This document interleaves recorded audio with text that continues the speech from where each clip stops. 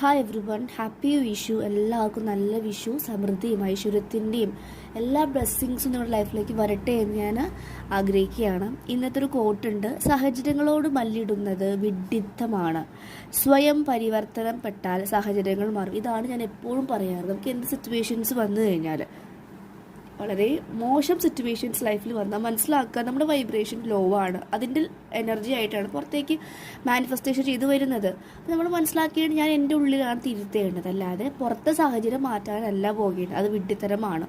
അതാണ് ഇന്നത്തെ കോട്ട് കേട്ടോ. അപ്പോൾ നമുക്ക് ലൈഫ് അൺസ്റ്റേബിൾ ആയിട്ട് തന്നെയായിരിക്കും പോകുന്നുണ്ടായിരിക്കുക. പക്ഷെ നമ്മൾ ഹീലിങ്ങിലേക്കൊക്കെ വരിക. ആദ്യം എനിക്ക് വളരെ ബുദ്ധിമുട്ടായിരുന്നു. ഒരു 2.5 years ഒക്കെ എടുത്തു കണ്ടിന്യൂസ് ആയിട്ട് ഹീലിങ്ങും ഇന്നർ വർക്ക് ചെയ്തു വന്നപ്പോൾ ഒരുപാട് ക്ലാരിറ്റി കിട്ടും. നമ്മൾ കണ്ടൻ്റായി കഴിഞ്ഞാൽ വരുന്ന സിറ്റുവേഷൻസോ വരുന്ന ആളുകളൊക്കെ ഓക്കെ അവരങ്ങനെയാണെന്ന് ആക്സെപ്റ്റ് ചെയ്യാൻ പഠിക്കും. പിന്നെ ഒരുപാട് തർക്കിക്കാനോ അവർ തിരുത്താനോ പോലൊക്കെ അവരങ്ങനെ ചിന്തിച്ചോട്ടെ, അങ്ങനത്തെ ഒരു എനർജിയിലേക്ക് വരും. അങ്ങനത്തെ ഒരു സ്റ്റേജിലേക്ക് എത്തിക്കഴിഞ്ഞാൽ നിങ്ങൾക്ക് ലൈഫ് വളരെ ഈസി ആയിട്ട് കൊണ്ടുപോകാൻ സാധിക്കും. പക്ഷെ അത് പെട്ടെന്നൊന്നും എത്തില്ല. കൺസിസ്റ്റൻ്റ് ആയിട്ടുള്ള വർക്ക് അവിടെ, ഇന്നർ വർക്ക് അവിടെ ആവശ്യമാണ്. ഓക്കെ, അതാണ് ഇന്നത്തെ കോട്ട്. അതാണ് എക്സ്പ്ലെയിൻ ചെയ്തത് കേട്ടോ. നമുക്കിന്നത്തെ എനർജി നോക്കാം.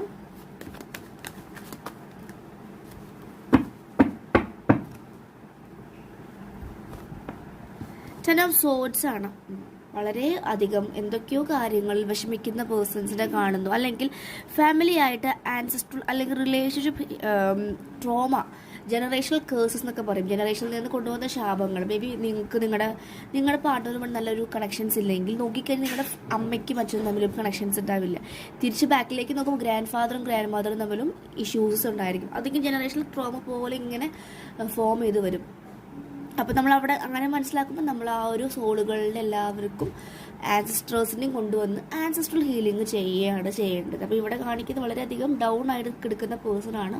മേ ബി ഒരു എനർജി ആയിരിക്കാം, ബ്ലാക്ക് മാജിക് ആയിരിക്കാം, അല്ലെങ്കിൽ വളരെയധികം നെഗറ്റീവ് എനർജി നിൽക്കുന്നതായിരിക്കും. ആരുടെയെങ്കിലും മാനിപ്പുലേഷനിൽ വഴങ്ങി വീണതായിരിക്കാം. ഇത് ചത്ത് കിടക്കുന്ന അവസ്ഥ, ഡെഡായി ജീവിച്ചിരിക്കുമ്പോൾ തന്നെ മരിച്ചു എന്ന് പറയില്ലേ, മരിച്ച് ജീവിക്കുന്ന ഒരവസ്ഥയാണ് ഈ ഒരു കാർഡ് പറയുന്നത് കേട്ടോ. വളരെയധികം ഒരു വിഷമമായ സിറ്റുവേഷൻസ് ആണ്. മേ ബി നിങ്ങൾ ട്വിൻ ഫ്ലെയിം ജേർണിയിലൂടെയോ അല്ലെങ്കിൽ സോൾമേറ്റ് ജേർണി സിമ്പിളാണ്, ട്വിൻ ഫ്ലെയിം ജേർണിയിലൂടെ പോകുന്ന പേഴ്സൺസ് ആയിരിക്കാം.